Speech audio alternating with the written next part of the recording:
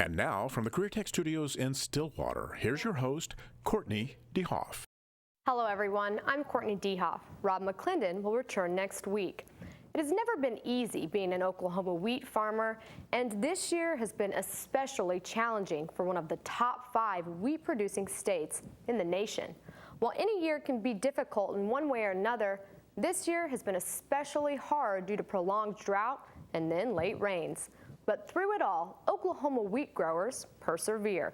Our Lisa Hines joins me now from Fairview, Oklahoma. Well, Courtney, in Oklahoma, what is usually a waving golden crop as far as the eye can see, this year isn't waving quite so much and could be the worst wheat harvest in decades. Being an Oklahoma wheat farmer is never easy, but for Fairview's Clinton and Jessica Wilcox, they wouldn't have it any other way. And it's just an amazing feeling to plant it, take care of it, put it back in the bin, help feed people, take care of the world.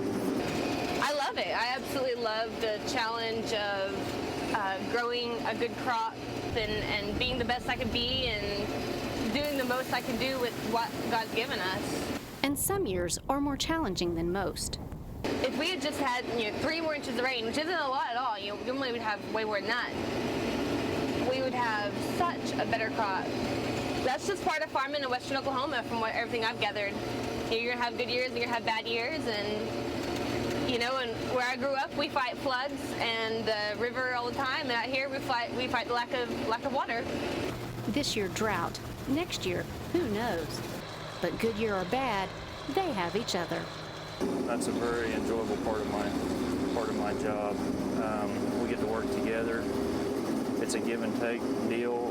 There's all the time. She's on the combine halfway across the field right now, and we're both in the office this morning taking care of crop insurance, and we both got our phones on us, but we're both out here taking care of getting wheat out of the field. We make a really good team, both in the insurance business and in life and in our farm. It's kind of difficult having 2 agronomists under the same household every now and then, but it makes for interesting conversations. I was always on a tractor growing up. So Clint, I think he married me just because I was cheap labor and already trained. And while well skilled for the farm, What does that say? Excessive yield report, right? today's economics demand they both have jobs off of it. There's no way a person today who doesn't have a lot of financial backing to start out with can step into farming without something on the side. For Jessica and Clinton, that would be crop insurance. Each day, they split their time between their insurance office and the field. It's been hard to do both, but it's been enjoyable, and it gives you a perspective from both sides. Okay. With phones in hand to take care of any insurance business, Clinton and Jessica are ready to continue the harvest. Are you going backwards now? Yeah, Almost. Every now, yeah. Like any operation involving machinery, repairs are just part of the day. Just a minor breakdown, but as minor as it is, it's still important.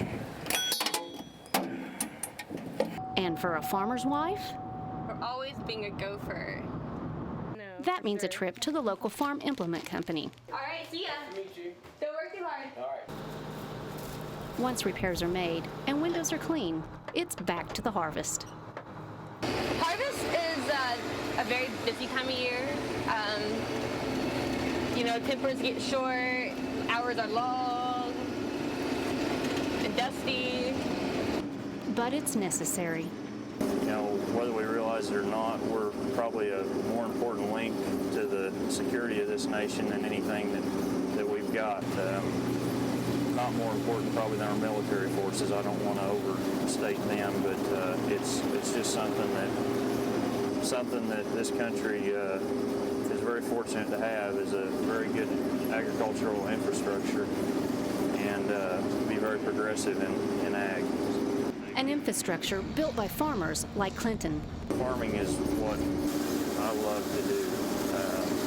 No matter how hard you get knocked down by the markets, by the crop, by the conditions, it's like I said before, it's it's more rewarding than anything I think a person could ever do in life. A satisfaction that keeps Clinton and Jessica going as day turns into night, harvesting a crop that supports rural Oklahoma while feeding the world.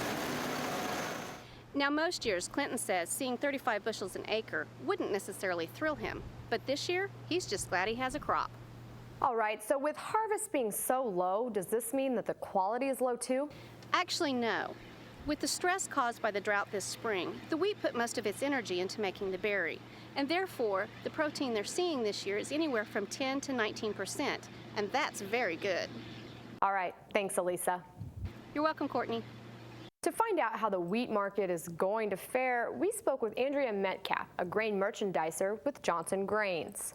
Well, I think that in any year, wheat is definitely a resilient crop, and that's one thing that we're seeing is even though the crop is going to be shorter than expected, we're still going to see fairly decent yields in the north central area, which is primarily where our elevators are located. So we're optimistic about that, and hopefully we'll get enough rainfall to have a good fall crop situation and get lots of acres planted this spring.